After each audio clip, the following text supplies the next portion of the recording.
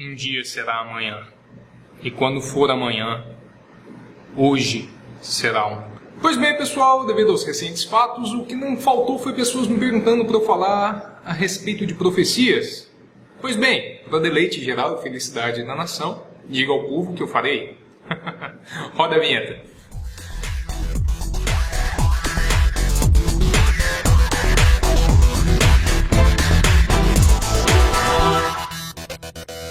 Pois bem, pessoal, antes de começar esse vídeo eu gostaria de fazer umas considerações iniciais. Primeira delas, eu sou responsável pelo que eu digo, não pelo que você entende. Que eu vou citar muitos fatos históricos, não vai dar para entrar nos mínimos detalhes em cada um deles, mas caso você tenha curiosidade e queira aprender um pouquinho, vou deixar alguns links aqui embaixo na descrição.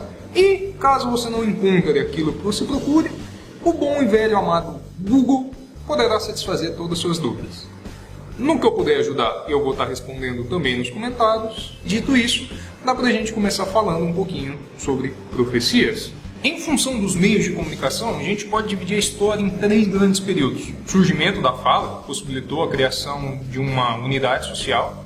O segundo, quando você tem a invenção da escrita, possibilitando então a interação dessas unidades sociais. E posteriormente a consolidação das culturas por meio da invenção da prensa. Como já é de conhecimento geral, a escrita foi inventada por volta do ano 4000 a.C., mais tarde sendo aperfeiçoada pelos fenícios, como intuito de facilitar o comércio.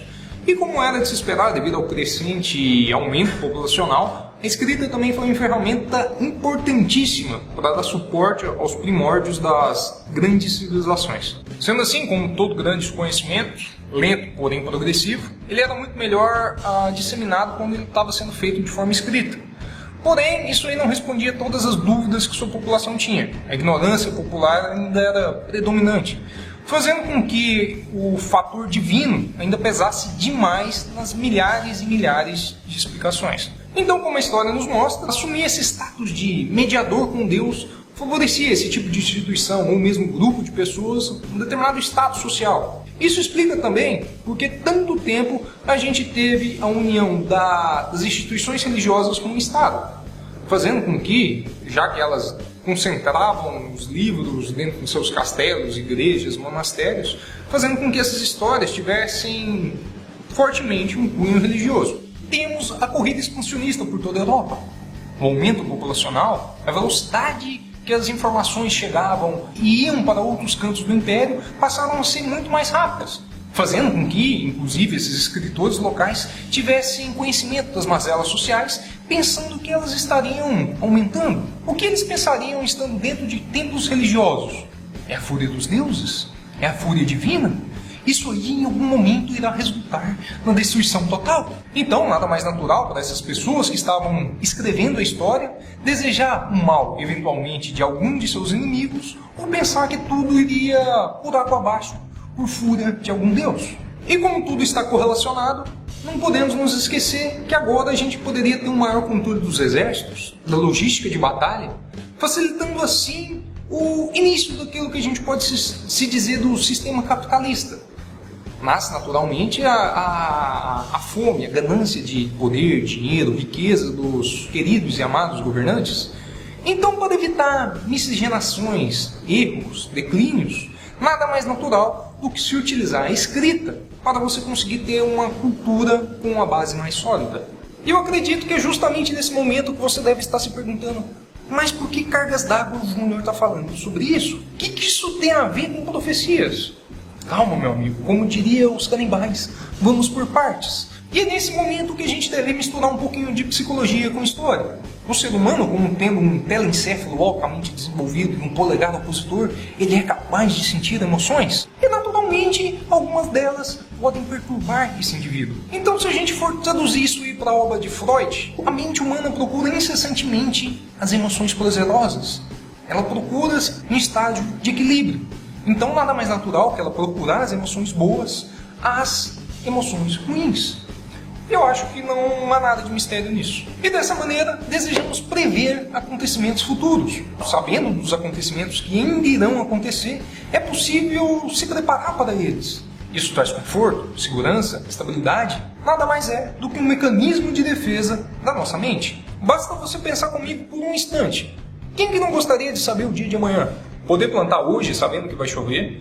Poder viver feliz e tranquilo com as cagadas, se você se arrepender e acreditar que vai viver em algum paraíso? Ou quem sabe, se alguém falecer, você imaginar que ela vai viver em algum lugar melhor? Então é justamente dessa maneira que as pessoas pensam. Elas acham que tem algum controle sobre o futuro. Elas imaginam que a partir do momento que elas têm o conhecimento de algum evento futuro e catastrófico, que elas possam estar preparadas.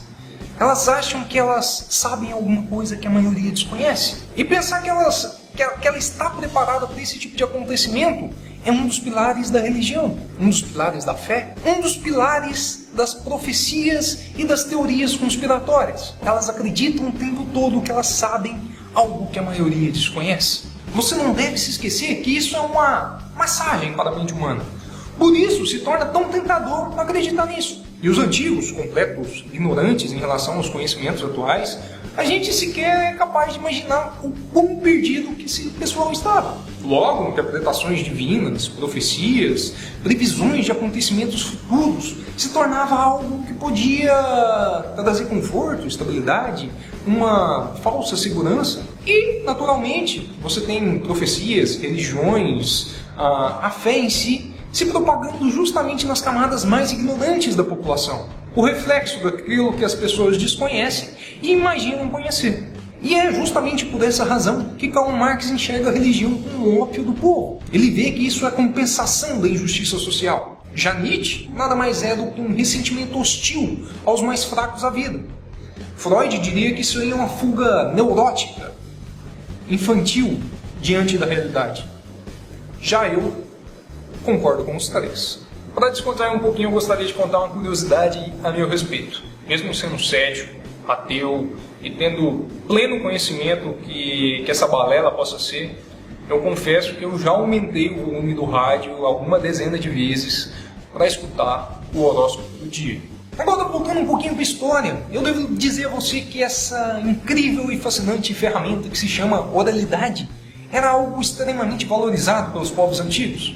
E muito mais a escrita. A educação sempre foi um privilégio das classes dominantes, nunca foi das classes mais baixas. Então, se você não tivesse a fama de louco e falasse assim, olha, semana passada eu lutei com um gigante e ganhei, as pessoas tenderiam a acreditar. Então, o que dizer das histórias de um burro ou de uma cobra falante? Ou um determinado cidadão que teria recebido 2 placas de pedra contendo uma dezena de mandamentos? Pois é, tem gente que acredita nisso até hoje.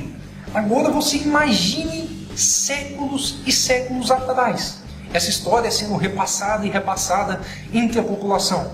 A merda que isso não causou. Consequentemente, as profecias supostamente cumpridas, elas eram, antes de sua eventual transcrição, aceitas como verdades absolutas, por mais absurdas que elas poderiam parecer. E claro, se você não for religioso, e provavelmente já deve ter visto alguma dessas profecias antigas, você vai ver o tanto que o Velho Testamento está repleto delas. E por que eu digo isso? Porque 99% dos religiosos nunca leram completamente o livro que eles tanto seguem e defendem. E como eu tenho certeza que vai vir algum religioso aqui me encher o saco, eu até faço um desafio. Você pode procurar na fonte que você quiser, no livro que você quiser, aonde você quiser, que você não vai encontrar absolutamente nenhum relato da suposta história de Jesus Cristo de alguém que tenha presenciado a sua suposta trajetória. Tudo que você encontrar escrito na Bíblia em relação a ele, ou na história escrita em relação a ele, foram escritas décadas ou séculos mais tarde. Vai lá, procura. Você vai ver que isso aí foram nada mais do que histórias que foram sendo repassadas e somente escritas anos mais tarde. Se você encontrar, faz um favor. Bota aqui no comentário. Vou ficar esperando. Mas enfim, por que as profecias, algumas delas, parecem verdadeiras? O primeiro motivo já citado, porque muitas delas acontecem pós-acontecimentos. Jesus Cristo é o exemplo mais claro disso aí. Tanto é que foram dezenas de homens que se levantaram contra a tirania do Império Romano, acreditando serem o Messias. E por uma questão de indução popular, alguns desses pontos acabaram se espalhando. A segunda razão, mas não menos importante, seria a questão da indefinição, do simbolismo, fazendo com que as pessoas possam vir a interpretar determinados acontecimentos como um cumprimento daquela profecia. Aí, como as pessoas já estão religiosamente motivadas a acreditar naquilo lá, tais profecias se alastram. Nostradamus que o diga. Outra coisa que é muito característica em profecias, assim como teorias conspiratórias de tudo quanto é tipo, é a omissão de datas e nomes. Dessa maneira, você consegue aumentar drasticamente a probabilidade de algum evento futuro acontecer. E como eu tenho certeza que vai aparecer alguns religiosos que acreditam em profecias, teorias conspiratórias, e vão vir me encher o saco, calma, antes de você escrever alguma porcaria aqui embaixo nos comentários, apenas pare e pense um pouquinho. Por quantos fins do mundo você já sobreviveu? Já parou para pensar nisso? Eu não sou nenhum cara velho, eu me considero um cara novo. Tenho 26 anos, há alguns anos eu faço essa militância anti-religião, mas eu já escutei falar que o anticristo seria o Osama Bin Laden, o Saddam Hussein, o Yasser Arafat, o George Bush pai, o George Bush filho e ultimamente até mesmo o pobre coitado do Obama. Esqueci de dizer que o João Paulo II também era para ser o anticristo. E sobre arrebatamento, a volta de Jesus Cristo. Mas se não acontecer, de acordo com a profecia, um dia vai. Aí o religioso esquece que se ele realmente lesse a Bíblia, que ele tanto segue, ele deveria entender que já era para ter acontecido no século I. Mas tudo bem. Eles fingem que não conhecem a história, né? Só pega as partezinhas bonitinhas que eles conhecem e as que eles não querem, finge que não existe, que não vê, que não conhece, ou que é erro de interpretação. Eu tenho certeza, meu caro amigo, se não houvessem tantos desígnios futuros que a Bíblia prega, provavelmente esse livro já estaria completamente esquecido. Mas infelizmente, devido a bitolados, que esse livro ainda persiste. Um dos outros motivos que para mim chega a ser uma piada que dá até vontade de rir na cara de determinadas pessoas. Eu não faço para manter a amizade, quando ela vem falar para mim aquela questão quando a profecia ela tem aquele caráter de algo inevitável, como por exemplo, a ciência se multiplicará. Uma grande cidade cairá. Um grande líder morrerá. Como que a gente não ri? Como? Eu já quase ia me esquecendo, meus queridos e amados amigos espíritas. Eles acham que a doutrina deles é imune a críticas, que não se baseia em nada, utilizando mentiras? Será? Se você perguntar para qualquer espírita, entrar em algum fórum espírita, site espírita, você vai ver a seguinte alegação: Chico Xavier disse que iria morrer um dia que o Brasil inteiro estivesse feliz. Aí eu pergunto, onde que ele escreveu isso? Tem algum vídeo que mostra ele falando isso? Eu não acredito que o Chico Xavier, um cara que tenha escrito tantos livros, que tenha contato com esse mundo espiritual, não tenha escrito nada sobre sua morte. Ele confiou no telefone sem fio de pessoas que estavam com ele junto no hospital? Meus amigos, eu devo dizer para vocês que alegações extraordinárias requerem provas extraordinárias. Conseguem defender alguma coisa sem ter um mínimo de evidência histórica. Um mínimo. E por mais que você prove para aquela pessoa, olha, isso aqui está errado, por isso, elas insistem em dizer o contrário. Mas é uma questão de fé, meu amigo. Não tem como algo que você não possui evidência alguma ser considerado uma virtude. Isso é burrice. E por mais que você tenha dezenas de profecias que supostamente têm uma aceitação social, é a famosa falácia do argumento circular. Não tem como você querer provar alguma coisa utilizando essa própria coisa como prova. É a mesma coisa de você querer pegar um réu num julgamento e utilizar esse mesmo réu como sendo uma testemunha. Por isso que eu digo, somente tolos têm essa mania de acreditar na divindade de um livro que tem centenas, milhares de erros e contradições. Não tem como. Mas Mas quando eu paro para pensar, às vezes eu até entendo. Afinal, a maioria nunca leu esse livro que eles tanto defendem. Ai, porque é uma linguagem complicada. Ai, porque o livro é grosso. Se você já é cristão há mais de 5 anos e nunca leu o livro que você defende e acredita, você é um completo hipócrita. Outra coisa que você não deve se esquecer é que essas profecias, elas eram escritas pelas classes elitizadas, pelos governantes, pelos políticos.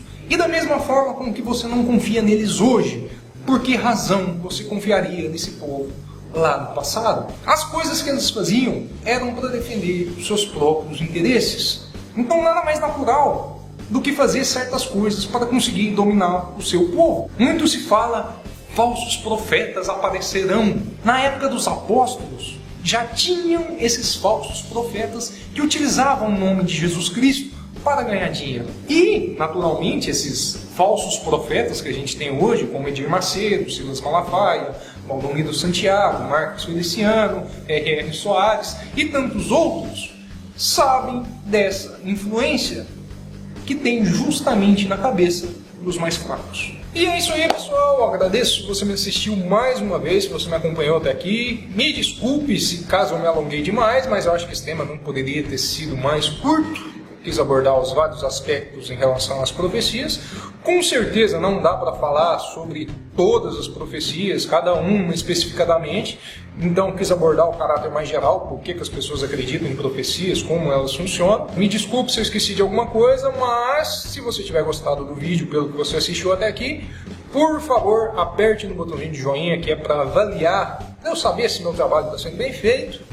Se possível, compartilhe nas mídias sociais, que você ajuda pra caramba na divulgação. Você pode estar entrando em contato comigo em algumas dessas ferramentas que eu vou deixar aqui embaixo na descrição do vídeo. Não deixe de comentar. E meu muito obrigado mais uma vez. Até mais, pessoal. Um grande abraço.